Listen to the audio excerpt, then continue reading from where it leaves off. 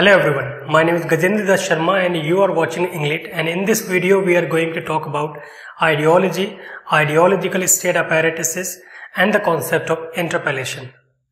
In his essay Ideology and Ideological State Apparatuses, French Marxist theorist Louis Althusser gave the theory of ideology and interpellation. The essay was published in 1971, which gave this famous theory. Louis Althusser is of the view that every society is made up of certain ideology to exist, and every government needs an ideology to take hold of the state and to run it smoothly and according to their own choices. And in the view of a Marxist, the capitalist needs an ideology to thrive. So let us first understand what an ideology is all about, or what does he mean by this ideology. So the ideology is a system of beliefs, values, ideas and rules that we live by. Through this ideology, we look at this world as such. The way we perceive the world, the way we look at the things, the way we look at the society depends on our ideology, that is our beliefs, our values, our ideas and our rules that we abide by. So this ideology enables the government or the powerful or the dominant class to reinforce the power over the less privileged or the marginalized ones. And in order to institutionalize this ideology, the agent, that is government, the dominant class, the capitalist, the powerful class, needs or requires a subject that is common people or the common society. And there is a process to this institutionalization. In the words of Louis Althusser himself, there is no ideology except by the subject and for the subject, and all ideology hails or interpellates concrete individuals as concrete subjects. He further asserts that ideology acts or functions in such a way that it transforms the individual into subjects. So ideology is a set of ideas and attitudes which is sympathetic to the aims of the state and the political status quo. Each of us feel that we are freely choosing what is in fact being imposed upon us. And this ideology is materialized or institutionalized in the society by two different agencies or apparatuses, which Louis Althusser calls repressive state apparatuses, RSAs, and ideological state apparatuses, that is ISAs. In repressive state apparatuses, he includes the government, organizations or institutions like law, police and army. And we as subjects are expected to abide by the rules and the regulations laid down by the government, because there is an element of force and the threat of violence. If we don't do it, we may face the consequences. We may face even the violence through these agencies, through these apparatuses that are repressive state apparatuses. So there is an element of coercion, that is imposition. So this ideology through these agencies is rather imposed. Second kind of agencies or apparatuses are called ideological state apparatuses. These include the groupings as religious institutions, educational institutions, political parties, social groups, media, art and literature and family. And then there is an element of consent, and they are preferred ones. They are invisible, and then the subject is no longer aware that he is accepting the ideology presented by these groupings. These apparatuses convince the people of the correctness of the ideology by presenting it as a desirable object or an idea. So the very invisible trick or the mechanism or the process through which the ideology is institutionalized by these ideological state apparatuses is called interpellation, where we are made to feel that we are free agents and then we are choosing freely, whereas we have no choice at all. So interpellation is a mechanism whereby the human subject is constituted or constructed by pre-given structure. Through this process, the subject is hailed as a member of the group. A person is led to see themselves as an ideological subject. For example, when a politician addresses the crowd as citizens, or a teacher addresses the children as students, so these students and citizens are expected to adopt their certain position or their social roles that are very conducive to the maintenance of the social order. They are expected to abide by certain rules, certain regulations, certain values, certain ideas that are very conducive and important for laying the foundation of the society as a whole. And through these values, through these ideas, through these beliefs, they are made to believe that certain society can exist only in the presence of these rules and rituals and these beliefs.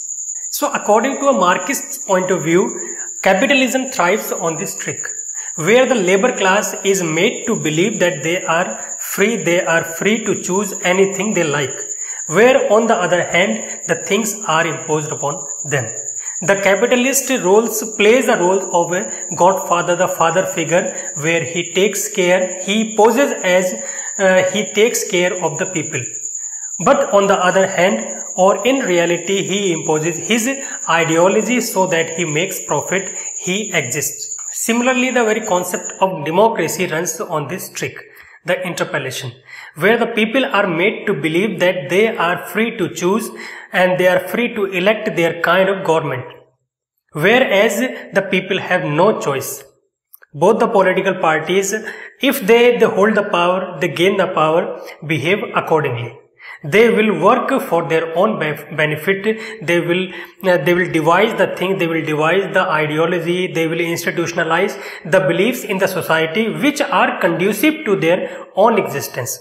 So interpellation is a process through which the individual is encouraged to see himself or herself as an entity free and independent of social forces, whereas in reality he has no choice. He is merely accepting the ideology, and the most significant feature of this process is that it is invisible. It is shown so real that we don't notice it really exists. For example, the ideology of heterosexuality. From the time immemorial, we have been made to believe that the concept of happy family is possible only because of the heterosexual family. If there is a man and a woman in the family, this family can be a happy one. There are certain roles prescribed for the male and the female. The male is always the head of the family, the bread and butter winner of the family, and then the responsibility lies on his shoulders to raise the family, to protect the family. Whereas on the other hand, the woman is given the role of a caregiver, the role of a builder of the family, and her domain is most likely in the family, in the household of the family. So there are pre-prescribed or predefined roles for both man and woman in the family. They are made to believe that if they perfectly play their roles, then there is the possibility of the happy family. And then they play their role as instinctively, as invisibly, as naturally as that.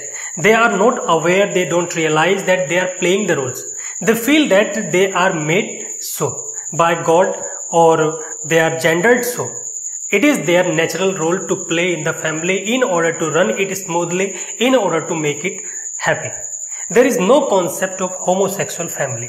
If at all some cases are there in the society, so they are not labeled to be normal. They are even illegalized. They are termed as illegal, and they are not accepted in the society. First, they are not considered to be the legal, or second, they are not considered to be the normal. Because the ideology of homosexual marriages or homosexual family challenges the very core concept, core belief of the heterosexual marriage or family that has been there in the society for ages. And it has been adopted so naturally that it becomes quite normal, and it is deemed to be normal. Anything that is against or beyond this is not considered to be normal.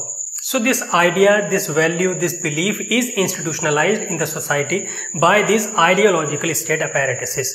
This is taught in the books in the schools, and this is taught in the religious books or in the religious pretexts, religious references, and in the social gatherings, social groups and political groups. Everywhere, in literature, in art, in media, everywhere this narrative is institutionalized.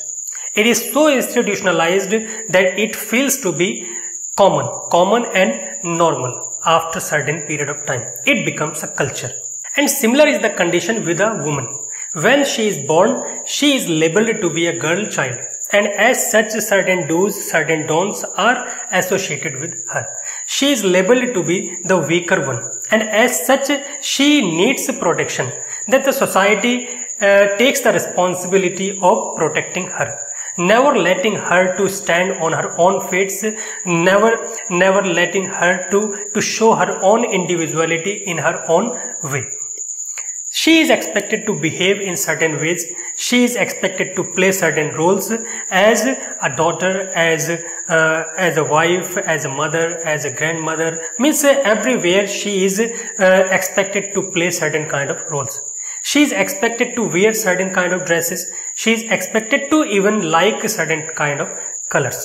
And this ideology is so institutionalized in the society that she herself feels that it is natural to her. She herself feels instinctively that these are her roles, and then she is weaker one, and then her roles in certain places are expected by the society. If she does not perform these rituals, these roles, accordingly she will not find the exact place in the society.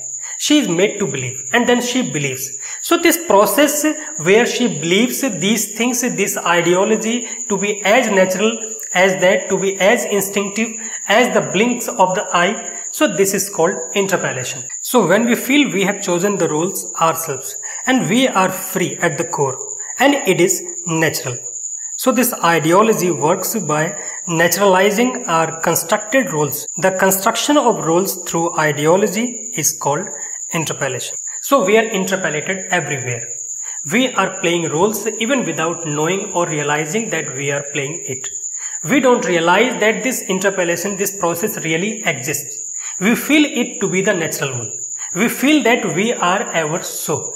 And then if we have to make the society exist, this is how we have to behave.